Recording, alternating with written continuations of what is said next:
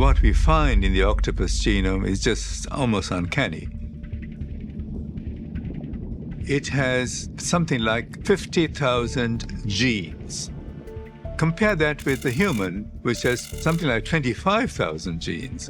So the octopus, in many ways, appears to be more complex than the human. Shocking new genetic evidence has forced scientists to reconsider one of the most ridiculed ideas in modern biology.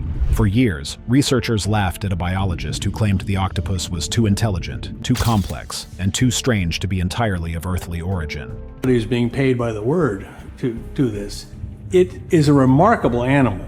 Its genetics, absolutely unearthly. But when its DNA was finally decoded, the results were unlike anything seen before in nature. What began as mockery has now turned into alarm, as the data reveals something scientists were never prepared to confront. The creature that shouldn't exist. Deep below the surface of our oceans lives a creature that breaks every biological rule scientists thought they understood. It is real, and it challenges the very definition of life on Earth. The octopus should not exist in the form that it does. Every feature of its body, from its blood to its brain, seems to come from somewhere outside the normal path of evolution. The octopus lives almost everywhere there is seawater. It thrives in tropical reefs, Arctic depths, and volcanic trenches where temperatures drop near freezing.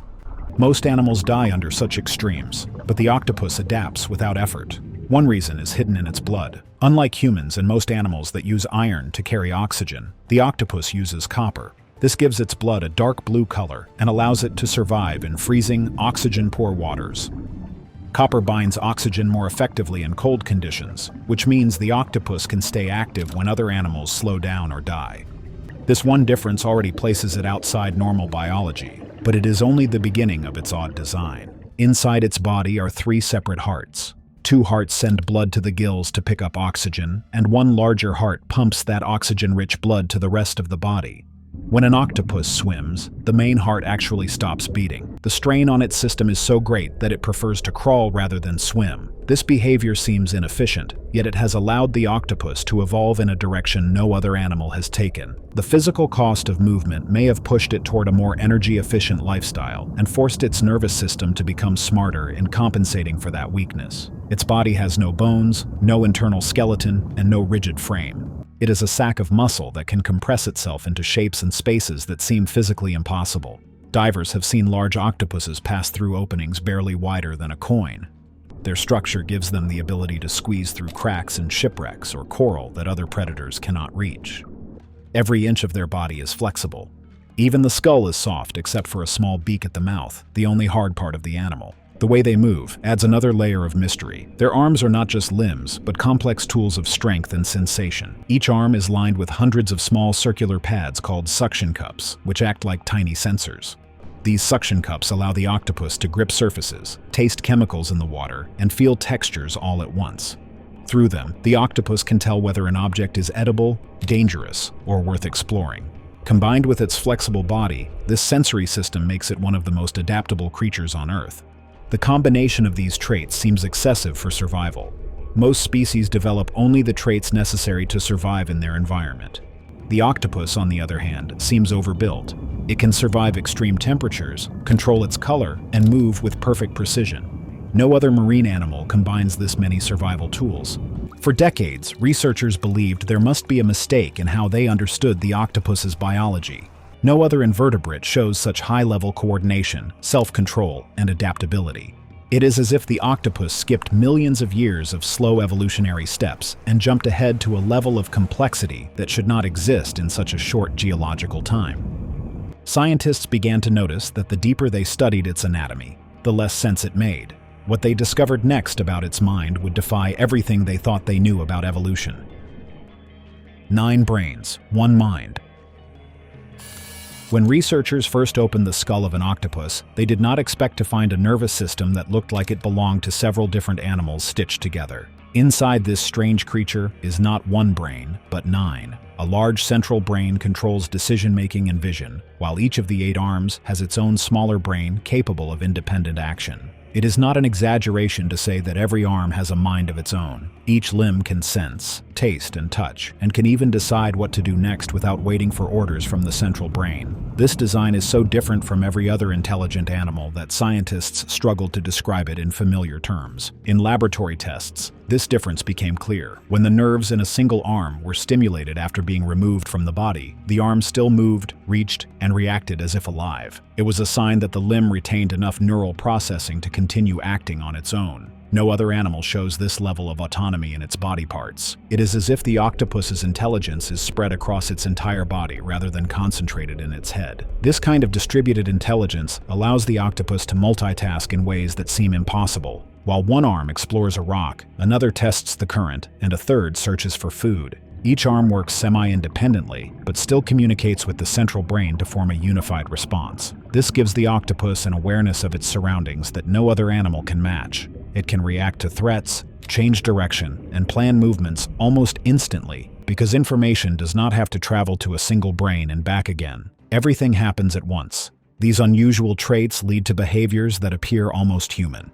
In controlled studies, octopuses learn to open jars to reach food, and in one famous case, an octopus escaped its tank at night, crossed the laboratory floor, entered another tank to eat fish, and returned before morning. It repeated the act until cameras exposed it. Other individuals have turned off aquarium lights by squirting water at electrical equipment. One named Otto was observed aiming jets of water at overhead lamps until the lights shorted out, apparently out of irritation. These actions show reasoning, memory, and even a sense of defiance.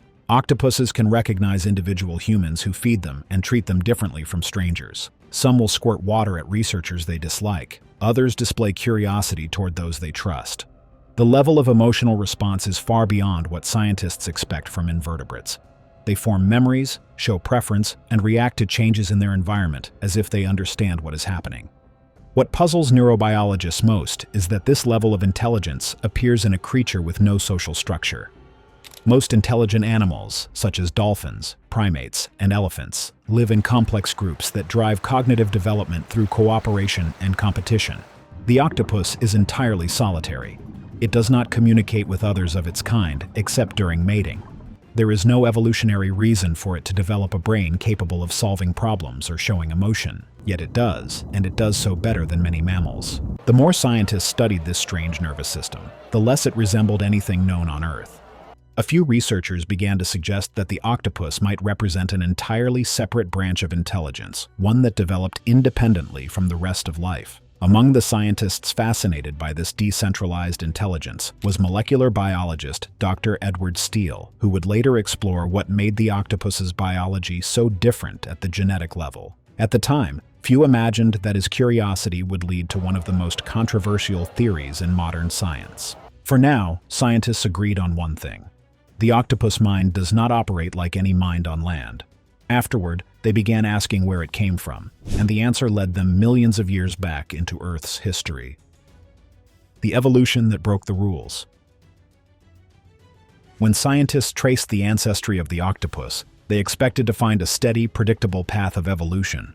What they uncovered was the opposite. The octopus appeared in the fossil record more than 500 million years ago, long before fish, reptiles, or mammals. Its ancient relatives were small, slow creatures protected by hard shells, crawling across the ocean floor in the early Cambrian seas. They belonged to the mollusk family, the same group as snails and clams, animals that survive through defense, not intelligence. By all logic, the octopus should have remained one of them, a soft-bodied creature that hid instead of thinking. But something happened that broke every rule of natural selection. Around 140 million years ago, one branch of these ancient cephalopods lost its shell entirely. This single change made them almost defenseless in oceans filled with predators.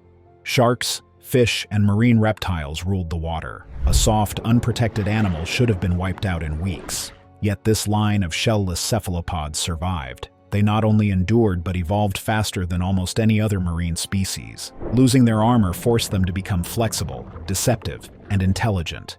It was the beginning of one of the strangest transformations in biological history. Without a shell, the octopus had to rely on speed and strategy. Its body evolved to become a shape-shifting machine. It could squeeze into cracks, flatten against rocks, or vanish under sand. Over time, its nervous system grew more complex.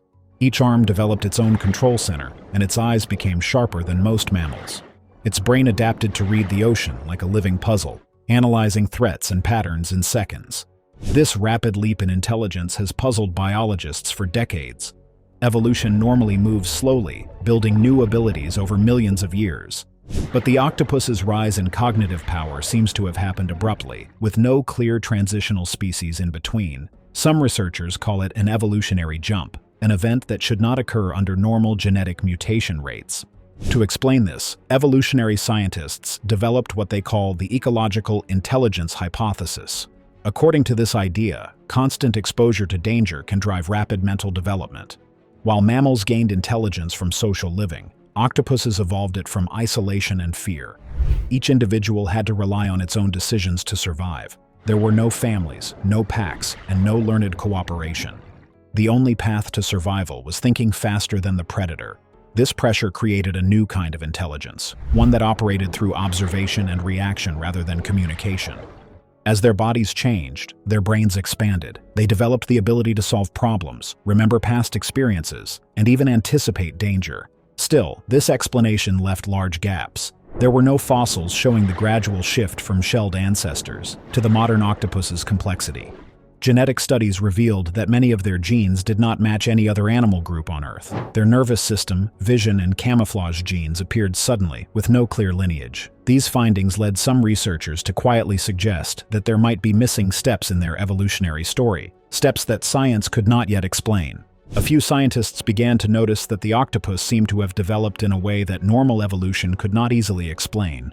Among them was molecular biologist Dr. Edward Steele. He pointed out that the octopus's DNA appeared to have evolved under completely different conditions from other animals on Earth. To him, it looked as if the species had followed its own set of biological rules, separate from the rest of the evolutionary tree. Steele questioned whether random mutations and natural selection could fully account for the creature's sudden rise in complexity. He believed that something else might have influenced its development, something that traditional biology had not yet identified or understood. Though his thoughts were largely dismissed at the time, they would later gain attention when genetic studies began revealing even stranger data about octopus DNA. Yet their intelligence was only half the mystery. The skin that sees. The more scientists studied the octopus, the more its body began to look like something that was designed for awareness. Its skin did not behave like normal tissue. It acted more like an organ of perception. The octopus can change color, pattern, and texture in an instant, blending perfectly with coral, sand, or stone. This camouflage is not just visual trickery, it is an entire sensory and communication system built directly into the skin. The process begins with thousands of specialized skin cells called chromatophores. Each chromatophore contains a tiny sac of pigment. Muscles around the sac expand or contract, revealing or hiding color within a fraction of a second. When viewed under a microscope, these cells look like an intricate display panel, flickering and pulsing as the animal moves. By expanding certain chromatophores and contracting others, the octopus can produce stripes, rings, or blotches of color that match its surroundings almost perfectly. But chromatophores only create basic shades such as red, yellow, or brown. The next layer, called iridophores, adds shimmering metallic colors. These cells contain a protein named reflectin that reflects and bends light. This gives the octopus its glowing greens and blues, a quality that looks more like digital projection than natural pigmentation. Beneath that, another layer called leucophores reflects ambient light, creating white tones and helping to match brightness with the surrounding environment. The final structure, papillae, changes texture. By raising or flattening these muscular bumps, the octopus can make its skin look rough like coral or smooth like a rock. In 2015, researchers made a discovery that made this system even more astonishing. While studying samples of octopus skin in the lab, they noticed that even skin detached from the body could still respond to light. When exposed to bright conditions, the chromatophores contracted as if the animal were trying to hide. The skin was acting as though it could see. Further testing confirmed that octopus skin contains photoreceptor genes similar to those found in the retina of the eye. These genes allow the skin to detect brightness and respond automatically, even without signals from the central brain. This finding forced scientists to rethink what the word vision actually means. In humans and most animals, sight depends entirely on the eyes sending information to the brain. In octopuses, the process is distributed throughout the body. Every section of skin can sense light and respond on its own, allowing the animal to adjust its camouflage almost instantly. This means the octopus does not have to consciously decide to change color. The body makes that decision automatically. The result is reaction time faster than any known vertebrate, often within 200 milliseconds. This ability also challenges the basic definition of intelligence. The octopus shows that thinking does not have to come from a central brain. Its body is part of its mind. The same network that controls its arms extends into its skin, forming a system where sensory input and response happen locally. Scientists call this embodied cognition, meaning that thought and awareness are spread across the entire organism instead of stored in a single location. Researchers still do not know how this coordination works. The relationship between the brain and the body of an octopus seems more like cooperation than command. Information travels in multiple directions. The brain might influence color patterns, but the skin can also send signals back, telling the animal what it senses. This back-and-forth communication creates a feedback loop that makes the octopus's camouflage appear effortless and intelligent. If its body could see and its arms could think, then where exactly did its consciousness come from? That question led scientists to probe deeper into octopus behavior. The mind that plays. When scientists first began studying octopus behavior, they were surprised to find evidence of curiosity, problem-solving, and even play. Simple actions repeated for no clear survival reason, as if the animal enjoyed the activity itself. These were not random movements or reflexes, they were signs of thought. Marine psychologist Dr. Jennifer Mather was among the first to document this. She noticed that octopuses approached new objects not out of fear, but fascination. They touched, twisted, and explored them as if testing how the world worked.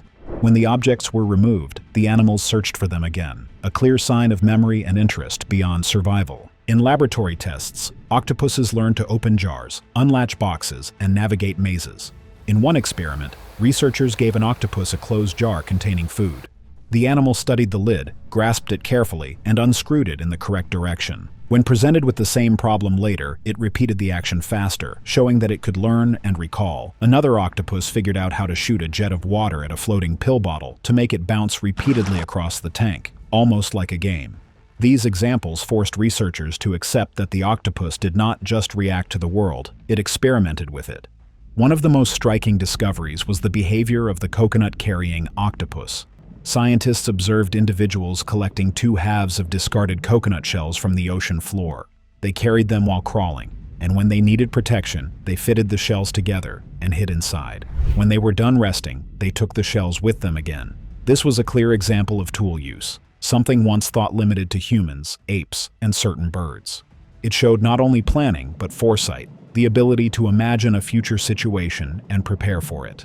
Octopuses also show signs of distinct personalities. Some are bold and aggressive, while others are cautious or shy. They form preferences for certain people and react differently depending on past experiences. Such behavioral diversity is evidence of emotional depth, an ability to form and recall associations in ways similar to mammals.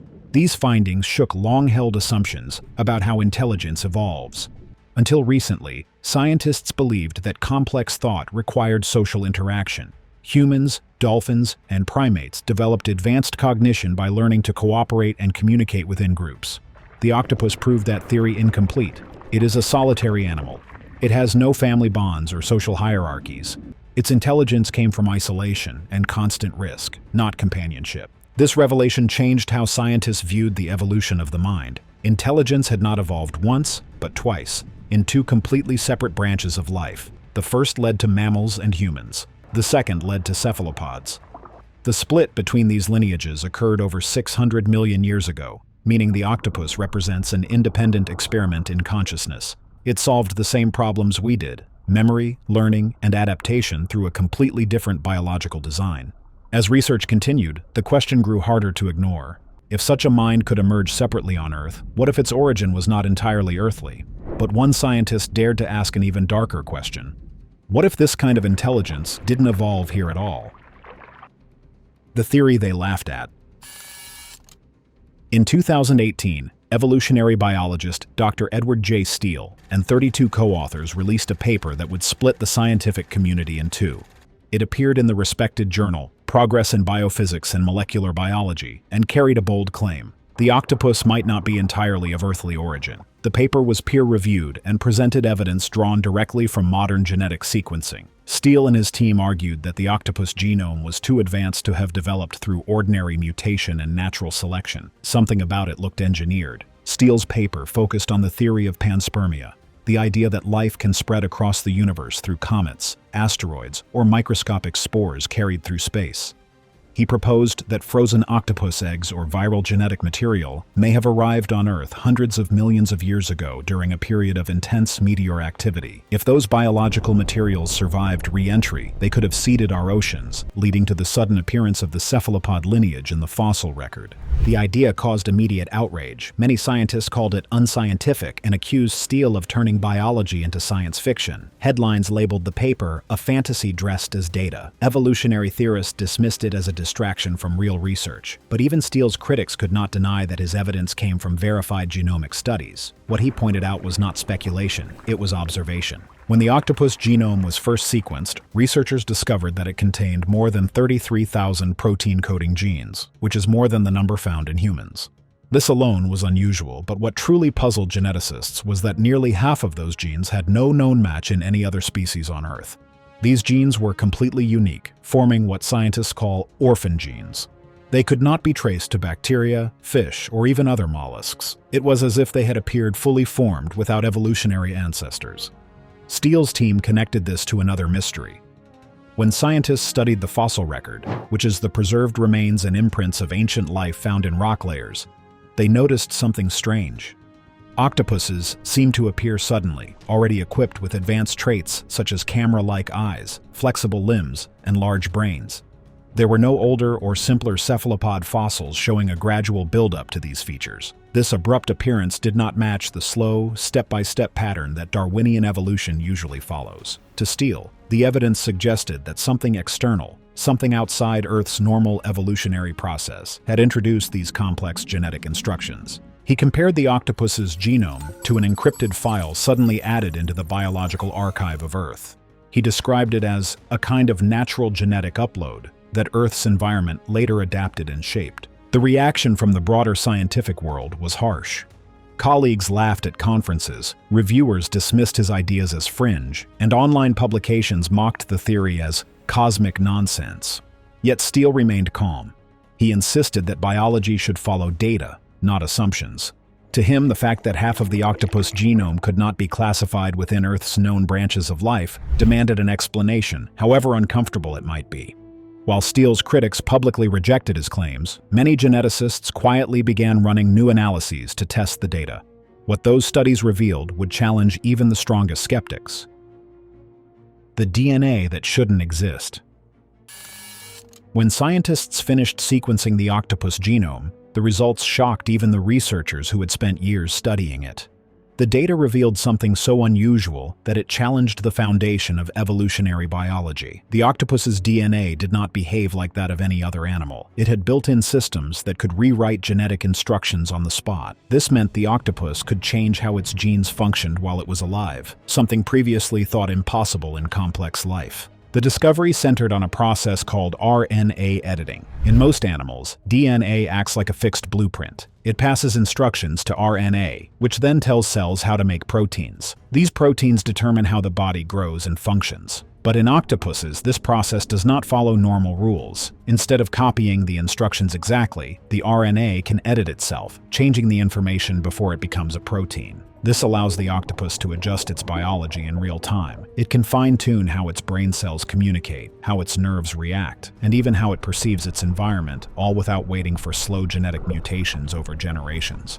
Researchers soon realized that this ability was concentrated in the octopus's nervous system, especially in the brain and arms. The more scientists studied it, the more it looked like the octopus could modify its neural responses based on experience. It could, in effect, reprogram itself. Some biologists compared the mechanism to a self-modifying computer code.